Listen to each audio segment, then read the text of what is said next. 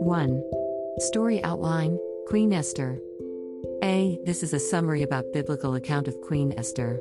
The story of Esther begins with a grand banquet at the palace of King Ahasuerus, also referred to as King Xerxes. The king had become drunk on wine and commanded that his wife, Queen Vashti, come out before everyone to show how beautiful she was. Queen Vashti refused to be paraded before everyone. King Xerxes was so angry at her disrespect and disregard for his request that he divorced her. The king called for a nationwide beauty pageant to be held to find a new beautiful queen. A Jewish woman named Esther was taken with other young women to a citadel. Esther's cousin Mordecai had taken Esther in and raised her as his own after Esther's parents had died. A man named Hegai was put in charge of preparing the women for meeting the king. Esther's beauty won her Hegai's favor and she was given special attention. Esther was careful, however, to not tell anyone her nationality, as Mordecai had warned her not to.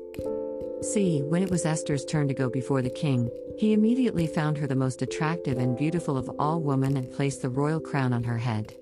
King Ahasuerus held a great banquet for his new queen, Esther. Esther continued to hide her Jewish background as Mordecai had instructed her to do because he knew it would be dangerous for her if anyone found out she was a Jew.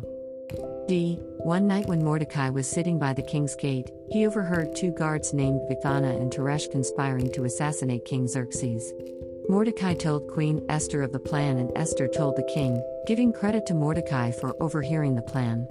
The two guards were hanged. Mordecai then refused to bow down to Haman, the highest of all nobles.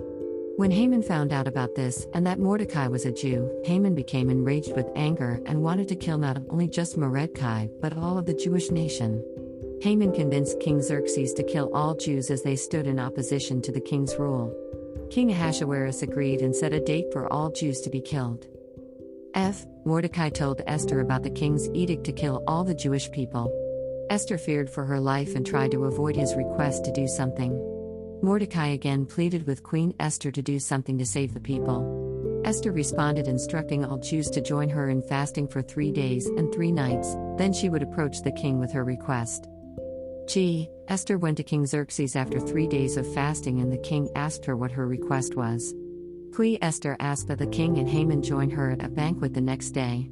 The king said yes and asked Esther to let her request be known at the banquet. Haman was still so enraged with Mordecai that he went to set up a pole to impale Mordecai the morning before the banquet. The king could not sleep that night and began to read the book that contained all that had happened during his reign. The king read and was reminded of how Mordecai exposed the plot to assassinate the king. The king wanted to reward Mordecai for his good deed and he called Haman in to ask what should be done for a man who the king delights in. Haman thought the king was talking about himself and responding saying extravagant gifts and honor. Haman was even more enraged when the king told him it was for Mordecai. The next day was the banquet Queen Esther had called for. The king again asked Esther what her request was so he could grant her what she wanted. Esther boldly asked that she and her people be spared and that Haman had plotted to kill all Jews for money. The king was filled with anger against Haman and had him hanged on the very pole that Haman had set up for Mordecai. Queen Esther and Mordecai were given Haman's estate.